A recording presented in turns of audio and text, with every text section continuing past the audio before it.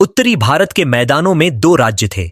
सूर्यगढ़, जो अपनी सैन्य शक्ति और अडिग मूल्यों के लिए जाना जाता था, और चंद्रगढ़, जो अपनी कला, कूटनीति और व्यापारिक समृद्धि के लिए प्रसिद्ध था। इन दोनों राज्यों का शासन क्रमशः राजा वीर और राजा धीर के हाथों में था। वीर, सूर्यगढ़ का राजा, अपने नाम के अनुरूप था, साहसी, निडर और इतना सरल हृदय कि छल कपट का विचार भी उसके मन को छू नहीं सकता था। दूसरी ओर धीर, चंद्रगढ़ का राजा, अत्यंत बुद्धिमान और आकर्षक था, पर उसके भीतर एक जटिल मन छिपा था। वे बचपन से मित्र थे, एक ही गुरु के चरणों में शिक्षा पाई, एक ही मैदान में घुड़सवारी की और एक ही नदी में तैराकी की। पर धीर के दिल के किसी कोने में हमेशा एक धीमी, अंधेरी ईर्ष्या सुलगती रहती थी।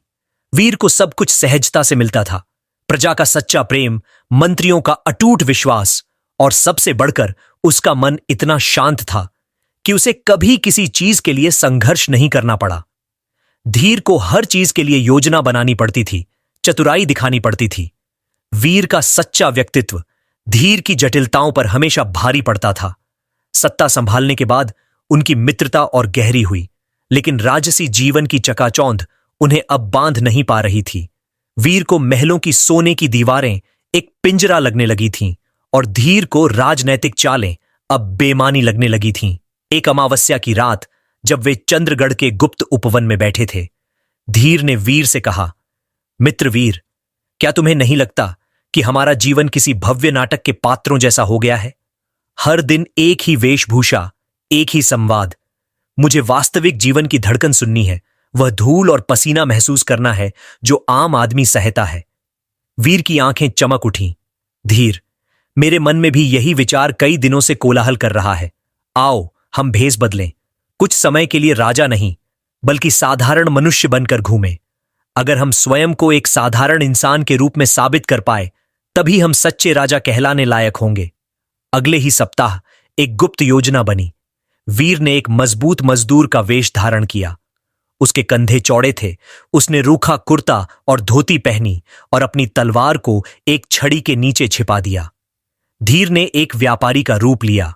उसकी आवाज मीठी थी, उसकी आंखों में सौदेबाजी की चमक थी, और उसने अपने राजसी वस्त्रों के ऊपर एक साधारण पर कलात्मक लंबा चोंगा पहन लिया। उन्होंने अपनी पहचान गुप्त रखने की कसम खाई और दक्षिण की ओर, जहां दुनिया और उनके राज्य की सीमाएं मिलती थीं, निकल पड़े। आए लोहनगर।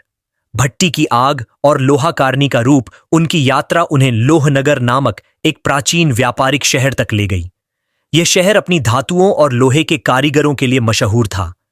लोहनगर की हवा में हरदम कोयले की गंध और लोहे के टकराने की आवाज गूंजती रहती थी। शहर के केंद्र में एक संकरी गली थी, जहां लोहारों की दुकानें एक के बाद एक लगी थीं। यहीं एक विशाल भट्टी की आग की लपटों के बीच उन्होंने अनिका को देखा। अनिका की उम्र लगभग 22 वर्ष थी। उसका शरीर भारी हथौड़ों को चलाने के कारण अविश्वसनीय रूप से गठीला और मजबूत था। उसने काली आधी बाजू की धोती पहनी हुई थी और उसके लंबे बाल पसीने से भीगकर गर्दन के पीछे बंधे थे। उसके हाथ लोहे की गर्मी और हथौड़े के वार सहते सहते फौलाद जैसे कठोर हो गए थे। उसका चेहरा ऐसा था जिसे देखकर बरबस ही नजरें थम जाती थीं। गंभीर, आत्मविश्वासी और अविचलित, वह इस समय एक गर्म लोहे के टुकड़े को चिमटे से पकड़े हुए थी और उसके चेहरे पर लाल सुनहरी आग की परछाई पड़ रही थी। उस पल दोनों राजाओं को लगा जैसे लोहे की वह भट्टी उनके सामने नहीं बल्कि उनके दिल के अंदर जल रही है। वीर के लिए अनिका सुंदरता की एक नई परिभाषा थी। वह केवल एक खूबसूरत चेहरा नहीं थी, बल्कि वह शक्ति, स्वावलंबन और शुद्धता का प्रतीक थी। वीर ने हमेशा अपने राज्य को लोहे की तरह मजबूत बनाने का सपना देखा था, और अनिका उसे उस सपने का साकार रूप लगी। उसका प्रेम श्रद्धा से उपजा। वह उस आग के प्रति समर्पित हो गया जो अनिका के भीतर धधक रही थी। धीर की प्रतिक्रिया अधिक जटिल थी। वह अनिका की अनगढ़ जंगली सुंदरता पर मोहित हुआ। उसने उसे एक दुर्लभ कलाकृति के रूप में देखा जिसे वह जीतना चाहता था। धीर के मन में यह विचार आया कि यह मजबूत स्त्री जब चंद्रगढ़ की रानी बनेगी तो वह उसकी सबसे बेशकीमती संपत्ति होगी, एक ऐसी चीज जो वीर के पास कभी नहीं हो सकती। उसका प्रेम अधिकार की भावना और तीव्र लालसा से प्रेरित था। वे चुपचाप एक दूसरे को बिना बताए अगले कई दिनों तक अनिका की दुकान के इर्द गिर्द मंडराते रहे। वीर बहाना बनाता कि उसे अपनी छड़ी को मजबूत लोहे से मढ़वाना है। धीर बहाना बनाता कि उसे अपने व्यापार के लिए उच्च गुणवत्ता वाले औजार चाहिए। अनिका ने दोनों को पहचाना, या कम से कम यह भांप लिया कि वे साधारण नहीं हैं। वे अजीब तरह से विनम्र और उत्सुक थे, और उनकी आंखों में भट्टी की आग से भी ज्यादा तीव्र कुछ और जल रहा था। अनिका जानती थी कि ये दोनों किसी बड़े खेल के खिलाड़ी हैं। एक शाम लोहनगर के बाहर एक पुराने बरगद के पेड़ के नीचे वीर और धीर मिले। हवा में गर्मी थी, लेकिन दोनों के बीच तनाव की ठंडक थी। वीर ने गहरी सांस ली। उसने अपनी आंखों से सीधे धीर की ओर देखा। धीर, मैं अब और यह नाटक नहीं कर सकता। मैंने उस लोहाकारणी अनिका के सामने अपना हृदय रख दिया है। धीर के होंठों पर एक कड़वी मुस्कान फैली। यह वही पल था जिसका उसे डर था। वीर हमेशा की तरह, उससे पहले और उससे ज्यादा सच्चा। तो क्या मैं तुमसे झूठ बोलूं, वीर? मैं भी उससे प्रेम करता हूं। पल भर के लिए बरगद के पेड़ के नीचे मौत सा सन्नाटा छा गया। उनकी वर्षों पुरानी दोस्ती, जो सत्ता और युद्ध के तूफानों में नहीं टूटी थी, अब एक लोहाकारनी के प्रेम के सामने खतरे में थी। वीर ने अपनी मुट्ठी भींच ली, लेकिन जल्द ही शांत हो गया। हम दोनों राजा हैं, धीर। हम तलवार से नहीं लड़ेंगे, और न ही हम अपनी दोस्ती को इस तुच्छ कारण से तोड़ने देंगे। हम दोनों ही उसे उसका सच बताएंगे कि हम कौन हैं, और फिर हम उसे चुनने देंगे। निर्णय उसका होगा, और हम दोनों में से जो भी चुना जाएगा, दूसरा खुशी खुशी स्वीकार करेगा। धीर के मन में ईर्ष्या का सांप फुफकारने लगा, लेकिन वह जानता था कि वीर के इस न्यायपूर्ण प्रस्ताव को ठुकराना उसका अपमान होगा। ठीक है वीर, यही न्याय है, लेकिन याद रखना, मेरी इच्छा शक्ति तुमसे कम नहीं है। अगले दिन उन्होंने अनिका को एकांत में बुलाया। जब दोनों राजसी वेश में उसके सामने खड़े हुए, तो अनिका मुस्कुराई। मुझे पता था कि तुम साधारण मजदूर या व्यापारी नहीं हो। तुम्हारी आंखों में आदेश की चमक है, और तुम्हारे लहजे में अहंकार है। अब बताओ, तुम यहां क्या लेने आए हो? क्या मेरा लोहा या मेरा जीवन? वीर ने सच बताया। उसने अपना नाम, अपने राज्य का नाम और अपने प्रेम की घोषणा की। धीर ने भी वही किया। अपनी घोषणा में उसने अपने राज्य की समृद्धि और सुख सुविधाओं का जिक्र ज्यादा किया। अनिका ने दोनों की बातें शांति से सुनी। उसने अपनी हथौड़ी उठाई और उसे भट्टी के किनारे धीरे से टकराया। टिंग की आवाज ने वातावरण को शांत कर दिया। राजाओं, अनिका ने अपनी भारी आवाज में कहा, मैं साधारण नहीं हूं। मैं लोहे को पिघलाती हूं, उसे आकार देती हूं और उसे कठोरता देती हूं। मैं केवल उसी व्यक्ति की रानी बनूंगी जो मेरी तरह मजबूत हो, सिंहासन पर नहीं, बल्कि आत्मा में। तुम्हारी दौलत और शक्ति मेरे लिए मिट्टी है। मैं तुम्हें दो काम सौंपती हूं। ये केवल जानलेवा काम नहीं है। ये तुम्हारे चरित्र की अंतिम परीक्षा है। जो पहले सम्मान के साथ और मेरे द्वारा तय की गई शर्तों को पूरा करते हुए लौटेगा, वही मेरा पति होगा। अनिका ने भट्टी की जलती हुई लपटों में देखा और उसकी आंखें आग जैसी हो गईं। धीर, अनिका ने कहा, तुम्हें दक्षिण के विषाक्त वन में जाना होगा। वहां एक प्राचीन मंदिर है जहां चंद्रमणि छिपा है। यह मणि चमकीली है, पर इसे केवल वही छू सकता है जिसका हृदय निर्मल हो। यह वन छल और भ्रम से भरा है। तुम्हें वहां कूटनीति, बुद्धि और हर कदम पर अपने चरित्र की शुद्धता का प्रयोग करना होगा। अगर तुमने अपने दोस्त को धोखा देने या किसी कमजोर को गिराने का विचार भी मन में लाया, तो भले ही तुम मणि ले आओ, तुम हमेशा के लिए मेरे सामने हार जाओगे। यह तुम्हारी पवित्रता की परीक्षा है। धीर ने सिर हिलाया। उसे लगा कि उसकी बुद्धि वीर से ज्यादा है, इसलिए यह काम उसके लिए आसान होगा। और तुम, वीर, अनिका ने कहा, तुम्हें उत्तर के अंधकार शिखर पर जाना होगा। उस पर्वत की चोटी पर, जहां हमेशा बर्फ का तूफान रहता है, सूर्य कवच छिपा है। यह कवच इतना भारी है कि इसे उठाने के लिए मनुष्य के बल से परे एक अटूट, अडिग इच्छा शक्ति की आवश्यकता होती है। यह कवच केवल उसे मिलेगा जो अपने वादे से 1 इंच भी न हटे। वहां कोई छल नहीं है, केवल प्रकृति का क्रूर बल है। यह तुम्हारी निष्ठा की परीक्षा है। वीर के चेहरे पर संतोष का भाव आया। उसने अपनी ईमानदारी पर कभी संदेह नहीं किया था। अनिका ने उन्हें अपनी यात्रा के लिए 1 महीने का समय दिया। दोनों राजाओं ने एक दूसरे को देखा। एक गहरी, गंभीर निगाहों का विनिमय हुआ, जिसमें दोस्ती की अंतिम कस्में थीं और एक नए घातक प्रतिद्वंद्विता का जन्म भी था। दोनों राजा अपनी अपनी यात्रा पर निकल पड़े। वीर ने अपनी पूरी शक्ति अंधकार शिखर की ओर झोंक दी। वह जानता था कि उसका रास्ता कठिन है, पर उसका दिल साफ था। धीर विषाक्त वन में पहुंच गया। यह जंगल भयानक था। हर पेड़, हर लता, हर आवाज भ्रम पैदा करती थी। धीर ने अपनी चतुरता का उपयोग किया। उसने वहां के आदिवासियों को सोने का लालच दिया, उनके गुप्त रास्तों का पता लगाया, और जहां बल की जरूरत थी वहां उसने व्यापारी का वेश त्याग कर राजा का कठोर रूप दिखाया। वह 1 हफ्ते के भीतर मंदिर तक पहुंच गया। मंदिर के केंद्र में चंद्रमणि चमक रही थी, आसमान में चांद की तरह शांत और शीतल। जब धीर ने उसे उठाया तो उसे कोई नुकसान नहीं हुआ, क्योंकि उसने अभी तक अनिका की शर्त का उल्लंघन नहीं किया था। उसने किसी को धोखा नहीं दिया था, केवल अपनी बुद्धि का प्रयोग किया था। मणि को लेकर धीर को लोहनगर लौटना था, लेकिन जैसे ही वह वन से बाहर निकला, उसके मन में वर्षों से दबा हुआ ईर्ष्या का सांप पूरी तरह जाग उठा।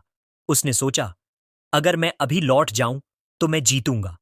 पर वीर वापस आ गया और वह अपनी निडरता साबित कर चुका होगा। अनिका, जो शक्ति और सच्चाई की पूजा करती है, वीर को चुनेगी। मेरी बुद्धि, मेरी चतुराई, मेरा आकर्षक व्यक्तित्व, सब व्यर्थ हो जाएगा। चंद्रमणि के तेज से भी धीर के दिल का अंधेरा नहीं मिटा। उसने तुरंत अपना रास्ता बदला और वीर के अंधकार शिखर की ओर तेजी से घोड़े दौड़ा दिए। वह वहां पहुंचा और उसने छिप कर देखा। वीर अपने अंतिम शिविर में था। अगले दिन वह कवच हासिल कर लेगा। अब नहीं, वीर, अब तुम्हारा समय खत्म हो गया। धीर ने अपने मन में फुसफुसाया। उसने आधी रात को, जब बर्फीली हवाओं की सरसराहट वीर के सांस लेने की आवाज को भी दबा रही थी, चुपके से वीर के शिविर में प्रवेश किया। धीर ने अपनी तलवार नहीं निकाली। उसने एक कायर का रास्ता चुना। उसने वीर के पास रखी हुई अगली सुबह की चढ़ाई के लिए तैयार की गई मुख्य सुरक्षा रस्सी को ध्यान से देखा। धीर ने अपनी छुरी निकाली और रस्सी को इतनी चालाकी से काटा कि वह अभी टूटी नहीं, पर जरा सा भी ज्यादा खिंचाव पड़ते ही वह जरूर टूट जाएगी। फिर उसने वीर के पास रखे नक्शे को उठाया और उसमें वापसी के सबसे सुरक्षित मार्ग के निशानों को मिटाकर उन्हें एक खतरनाक, जानलेवा दर्रे की ओर मोड़ दिया। धीर ने पीछे मुड़कर देखा। वीर गहरी नींद में सोया था, अपनी जीत के सपने देख रहा था। धीर के मुंह पर एक ठंडी, क्रूर मुस्कान थी। उसने चंद्रमणि को छुआ, उस मणि को जो चरित्र की शुद्धता की मांग करती थी, और उसे महसूस हुआ कि मणि का तेज अब मंद पड़ रहा है, मानो वह जान गई हो कि उसके स्वामी ने कितना बड़ा छल किया है। धीर ने तेजी से उस जगह को छोड़ा और लोहनगर की ओर निकल पड़ा। उसके कदम अब विजेता के नहीं, एक अपराधी के थे। वह जानता था कि कल सुबह वीर उठेगा, रस्सी का इस्तेमाल करेगा, खाई में गिरेगा और बर्फीले दर्रे में खो जाएगा। धीर का काम पूरा हो चुका था। वह अनिका के सामने चंद्रमणि के साथ खड़ा होगा, अपने दोस्त की वीर गति का दुखड़ा रोएगा और विजेता बन जाएगा। धीर अब लोहनगर की ओर बढ़ रहा था। उसके पास चंद्रमणि थी, पर उसने चरित्र खो दिया था। वीर दूसरी ओर घायल होने वाला था, लेकिन उसके हाथ में सूर्य कवच की जीत अब भी बाकी थी। आधी रात के बाद, जब अंधकार शिखर पर बर्फीले तूफान की क्रूरता अपने चरम पर थी, राजा वीर अपने अंतिम चढ़ाई के लिए तैयार हुआ। वह जानता था कि सूर्य कवच अब कुछ ही घंटों की दूरी पर है। वीर ने अपनी मुख्य सुरक्षा रस्सी को चट्टान से जोड़ा और चढ़ाई शुरू कर दी। ऊंचाई पर हवा इतनी पतली थी कि हर सांस एक संघर्ष बन गई थी। वीर की मांसपेशियां दर्द से कराह रही थीं, पर अनिका को दिया वचन और उसके सच्चे हृदय की निष्ठा उसे आगे बढ़ा रही थी। जब वह छोटी से बस कुछ मीटर नीचे था, उसने अपना पूरा वजन रस्सी पर डाला ताकि वह आखिरी उछाल ले सके। ठीक उसी पल धीर के छुरी से काटी गई रस्सी भयानक चर्र की आवाज के साथ फट गई। वीर ने संतुलन खोया और वह नीचे एक गहरी संकरी खाई में गिरने लगा। उसके हाथ से औजार छूट गए और वह सीधे उस बर्फीले दर्रे में जा गिरा जो धीर ने नक्शे में हेर-फेर करके दिखाया था। वीर बेहोश हो गया। जब वीर को होश आया तो वह दर्द से तिलमिला रहा था। उसका बायां पैर टूट चुका था और उसके सिर से खून बह रहा था। उसके चारों ओर केवल बर्फ और अंधेरा था। उसका भोजन और अधिकांश उपकरण गिरते समय खो गए थे।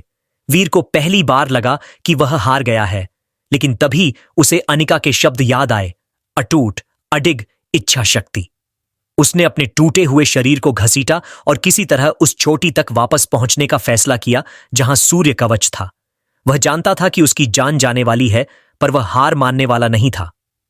अगले 2 हफ्ते वीर ने अपनी टूटी टांग को बांधा और केवल अपनी आत्मा की शक्ति से बर्फ को खरोंचकर, चट्टानों से चिपककर उस कवच को ढूंढा।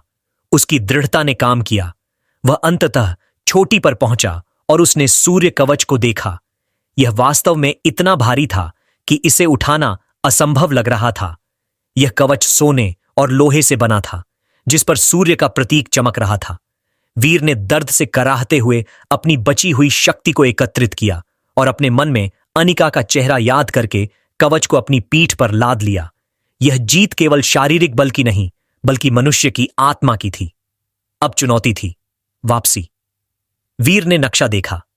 धीर के हेर फेर किए गए निशान उसे एक और जानलेवा रास्ते की ओर ले जा रहे थे, लेकिन वीर अपनी सहज बुद्धि से समझ गया कि यह रास्ता गलत है। हालांकि उसे रस्सी कटने का शक नहीं था, पर वह समझ गया कि उसका रास्ता किसी ने भ्रमित किया है। वह जोखिम नहीं ले सकता था, इसीलिए उसने एक और भी मुश्किल पर विश्वसनीय रास्ता चुना, पर्वत के पीछे का दुर्गम मार्ग। यह मार्ग उसे लोहनगर तक पहुंचाने में 2 महीने लगा सकता था, पर यह जिंदा रहने का एकमात्र तरीका था। जिस समय वीर बर्फीले तूफान से संघर्ष कर रहा था, राजा धीर लोहनगर पहुंच चुका था। धीर ने चंद्रमणि को अपनी कमर में बांधा और सीधे अनिका के कार्यशाला में गया। उसने एक अभिनेता की तरह अपने चेहरे पर गहरा दुख और थकान का भाव लाया। वह जमीन पर गिर गया, चंद्रमणि को अनिका के चरणों में रखते हुए और सांस फूलने का नाटक करते हुए कहा, अनिका, मैं वापस आ गया हूं, मैं जीत गया। अनिका ने उसे देखा। वह थकान से चूर था, पर उसकी आंखों में जीत की चमक थी। धीर, तुम बहुत जल्दी आ गए, और वीर कहां है? धीर ने गहरी सांस ली और उसकी आवाज में दर्द भर गया, एक झूठा, शातिर दर्द। वीर, अनिका, मैं तुम्हें कैसे बताऊं? अंधकार शिखर पर एक भयानक बर्फीला तूफान आया। हम एक साथ थे, पर अंतिम चढ़ाई में उसकी रस्सी टूट गई।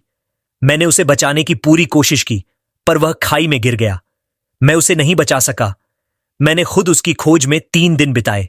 उसकी आखिरी सांस में तुम्हारा नाम था। वह तुम्हें अपना सच्चा प्रेम मानता था। अनिका हिल गई। उसकी आंखों में आंसू आ गए। उसने अपनी हथौड़ी नीचे रख दी। वह वीर के साहस की प्रशंसा करती थी। उसने सोचा कि वीर ने अपनी निष्ठा की परीक्षा में अपनी जान दे दी। अनिका ने धीर की ओर देखा। उसके पास चंद्रमणि थी, चरित्र की शुद्धता का प्रतीक। धीर जाहिर तौर पर उस परीक्षा में सफल रहा होगा, क्योंकि वह जिंदा लौट आया था। तुमने छल नहीं किया? अनिका ने गंभीर आवाज में पूछा।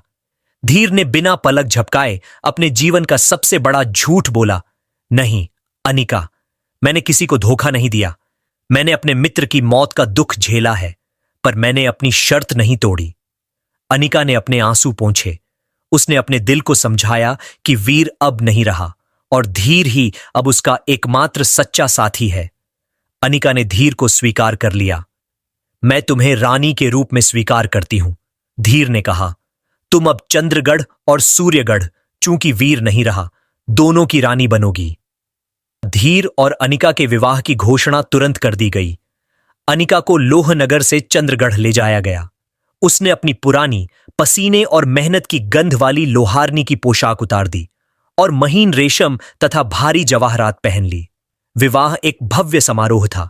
धीर ने अपनी जीत का दिखावा करते हुए दोनों राज्यों को एकजुट किया, पर अनिका के चेहरे पर वह खुशी नहीं थी जो एक दुल्हन के चेहरे पर होनी चाहिए।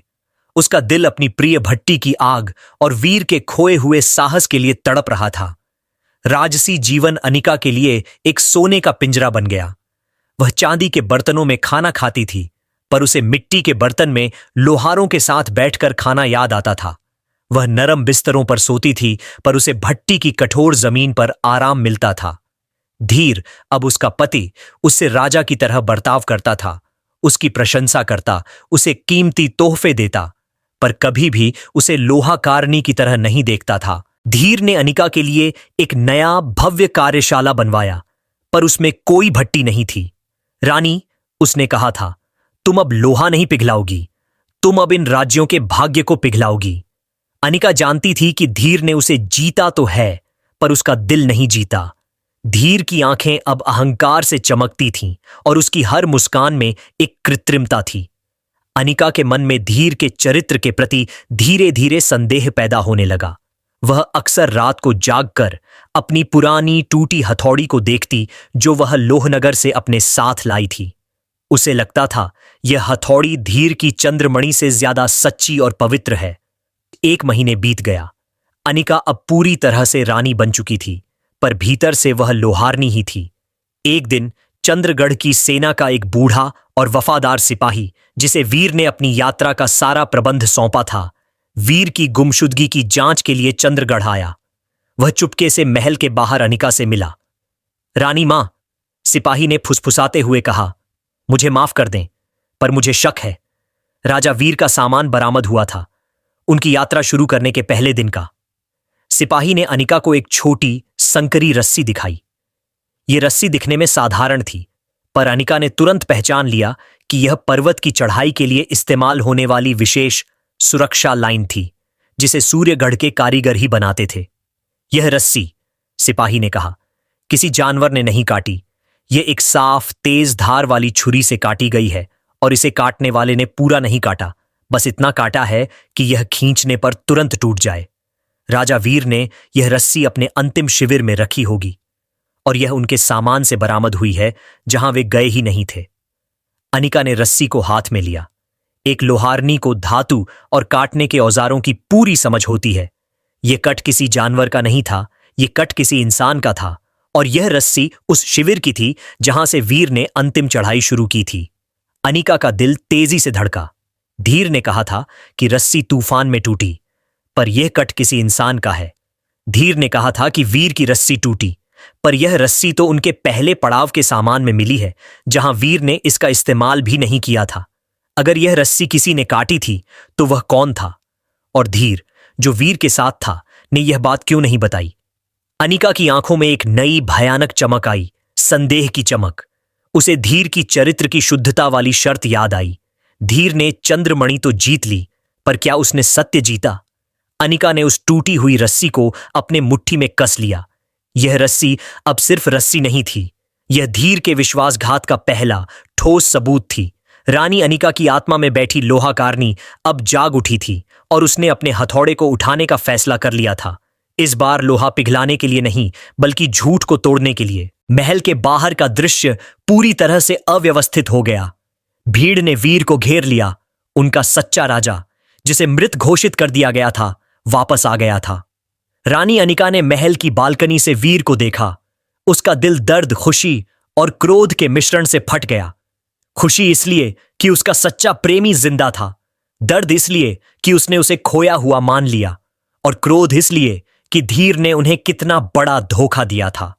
वह भागी और अपने राजसी वस्त्रों की परवाह न करते हुए सीढ़ियों से उतरकर वीर के पास पहुंची। वीर, तुम सच में जिंदा हो! अनिका के गले से एक चीख निकली। वीर ने मुश्किल से मुस्कुराया। मैं हार नहीं मानता रानी, मैं कभी नहीं हारता। वीर को तुरंत महल के गुप्त कक्ष में ले जाया गया। उसकी हालत बहुत नाजुक थी। राजा धीर को जब यह खबर मिली तो वह अपने सिंहासन से ऐसे उछला जैसे उसे किसी ने गर्म लोहे से छू लिया हो। उसका चेहरा भयानक रूप से पीला पड़ गया। यह झूठ है, वह मर चुका था, यह कोई माया है, धीर चिल्लाया। वह तुरंत उस कक्ष में पहुंचा जहां वीर का इलाज चल रहा था। अनिका और सिपाही वीर के पास थे। धीर ने जबरदस्त गुस्सा दिखाते हुए वीर के पास पहुंचना चाहा, पर अनिका ने उसे रोक दिया। दूर रहो राजा धीर। अनिका की आवाज शांत थी, पर इतनी कठोर कि धीर का अहंकार चूर चूर हो गया। तुम मेरे पति हो, धीर हकलाया। तुम मुझे अपने मित्र से बात करने से नहीं रोक सकती। तुम मेरे पति नहीं हो, अनिका ने कहा। तुम एक धोखेबाज हो जिसने मेरी अग्नि परीक्षा में छल किया। वीर मरा नहीं है राजा धीर, वह केवल बुरी तरह घायल है। तुम्हारे विश्वासघात के कारण। धीर ने हंसने की कोशिश की, पर उसकी हंसी एक भयानक चीख में बदल गई। तुम क्या बकवास कर रही हो? वह तूफान में फंस गया था। अनिका ने एक एक करके धीर के सामने सारे सबूत रख दिए। सबसे पहले उसने टूटी हुई रस्सी का टुकड़ा जमीन पर फेंका। यह तूफान में नहीं टूटी, धीर, यह एक तेज धार वाली छुरी से काटी गई थी। एक लोहारनी को धातु और कटने के औजारों की पूरी जानकारी होती है। फिर उसने नक्शे का फटा हुआ टुकड़ा निकाला। यह नक्शा मैंने तुम्हारे गुप्त संदूक से बरामद किया है, जिस पर वापसी के सुरक्षित मार्ग के निशान मिटाकर उन्हें जानलेवा दर्रे की ओर मोड़ा गया था। क्या यह चरित्र की शुद्धता है, राजा? धीर का चेहरा अब सफेद पड़ चुका था। उसकी आकर्षक छवि टूटकर बिखर गई। तुम मुझ पर विश्वास नहीं करोगी। यह सब झूठ है। वह मुझसे ईर्ष्या करता था। उसने खुद को घायल किया होगा। नहीं, धीर, अनिका ने दहाड़कर कहा, तुम्हारे चंद्रमणि का तेज मेरे सामने फीका पड़ गया है। मैंने तुम्हें चरित्र की परीक्षा दी थी, न कि चतुराई की। तुमने अपने दोस्त को मौत के मुंह में धकेला। यह सबसे बड़ा विश्वासघात है। तुम्हारी जीत, तुम्हारी रानी और तुम्हारा राजसी मुकुट सब इस पाप पर खड़ा है। वीर, जो घायल पड़ा था, उसने अपनी आंखें खोलीं। उसने धीर को देखा। उसकी आंखों में कोई क्रोध नहीं था, केवल गहरी निराशा थी। धीर, वीर ने मुश्किल से फुसफुसाया, तुम मर क्यों नहीं गए? वीर का मतलब था कि अगर धीर की मौत हो जाती तो उसकी आत्मा इतनी काली नहीं होती। धीर को लगा जैसे उसका सिंहासन और उसका संसार जमीन में धंस गया हो। अगले दिन सुबह अनिका ने अपने सभी दरबारियों, मंत्रियों और सेनापतियों को महल के मुख्य आंगन में बुलाया। राजा धीर को हथकड़ी लगाकर सबके सामने लाया गया। अनिका अब रानी के कपड़ों में नहीं थी। उसने अपनी पुरानी काली लोहारनी की पोशाक पहनी थी। उसके हाथ आग और हथौड़े के निशान से सजे थे। सुनो, सूर्यगढ़ और चंद्रगढ़ के लोगों, अनिका की आवाज इतनी तेज थी कि दूर दूर तक गूंज उठी। राजा धीर ने न सिर्फ राजा वीर को मृत घोषित करके सिंहासन हथियाने की कोशिश की, बल्कि उन्होंने दोस्ती, विश्वास और प्रेम के नियमों का भी उल्लंघन किया है। उनके पास चंद्रमणि है, पर उनका चरित्र लोहे की तरह कठोर नहीं, बल्कि मिट्टी की तरह भंगुर साबित हुआ। अनिका ने धीर की ओर देखा। राजा धीर, तुमने मुझे जीता, पर झूठ से। तुमने मुझे रानी बनाया, पर छल से। मेरा प्रेम एक सच्चा योद्धा चाहता था, एक धोखेबाज नहीं। टूटी हुई रस्सी का टुकड़ा रानी अनिका के लिए सिर्फ एक सबूत नहीं था, बल्कि धीर के खिलाफ एक जंग का आह्वान था। अनिका, जो अब महलों की चालबाजियां सीख चुकी थी, अपनी पुरानी लोहारनी वाली तेज बुद्धि और दृढ़ संकल्प के साथ काम पर लग गई। वह जानती थी कि धीर ने वीर की मौत का झूठा मातम मनाया था, लेकिन झूठ को साबित करने के लिए और सबूत चाहिए थे। उसने धीर के निजी कमरे, कागजात और यहां तक कि उसके विश्वासपात्र सेवकों पर भी निगरानी रखनी शुरू कर दी। धीर अपनी जीत के अहंकार में बेपरवाह था। उसे लगा कि अनिका एक साधारण रानी है जो गहनों और राजसी सुखों में व्यस्त रहेगी, पर उसने अनिका के असली चरित्र को नहीं समझा था। वह आग की बेटी थी जो आसानी से बुझती नहीं। एक रात अनिका ने धीर के राजसी कागजातों के बीच चंद्रमणि को छिपाए हुए एक छोटे संदूक को पाया। संदूक के नीचे एक कागज पड़ा था। यह वीर के यात्रा नक्शे का एक फटा हुआ हिस्सा था। उस हिस्से पर बर्फीले दर्रे को चिह्नित करने वाले निशान स्याही से मिटाकर दोबारा बनाए गए थे। अनिका ने उस हेरफेर को तुरंत पहचान लिया। यह दूसरा ठोस सबूत था। धीर ने रस्सी काटी थी और फिर जानबूझकर वीर को मौत के मुंह में धकेलने के लिए नक्शे में फेरबदल किया था। अनिका के दिल में धीर के लिए जो थोड़ी बहुत इज्जत बची थी, वह अब राख हो गई। उसी रात वह अपने प्रिय पुराने लोहार का चोंगा पहनकर शाही महल की दीवारों से फिसलकर बाहर निकली। वह सीधे उस सिपाही के घर गई जिसने उसे रस्सी का टुकड़ा दिया था। तुम्हें मेरी मदद करनी होगी, अनिका ने सिपाही से कहा। हमें वीर को ढूंढना होगा। वह जिंदा है, मैं जानती हूं। धीर ने हमें धोखा दिया है। सिपाही अनिका की आंखों में लोहारनी का संकल्प देखकर तुरंत तैयार हो गया। वे दोनों ने वीर की संभावित वापसी के सभी रास्तों पर अपने गुप्त दूतों को फैला दिया। अनिका जानती थी कि अगर वीर जिंदा है तो वह सबसे पहले उस सूर्य कवच के साथ लोहनगर लौटेगा, क्योंकि उसने अपनी शर्त पूरी की थी। 2 महीने बाद, धीर के विजयी लौटने के 3 महीने बाद, अचानक महल में कोहराम मच गया। द्वारपालों ने लगभग मर चुके, धूल और बर्फ से ढके एक व्यक्ति को महल के द्वार पर देखा।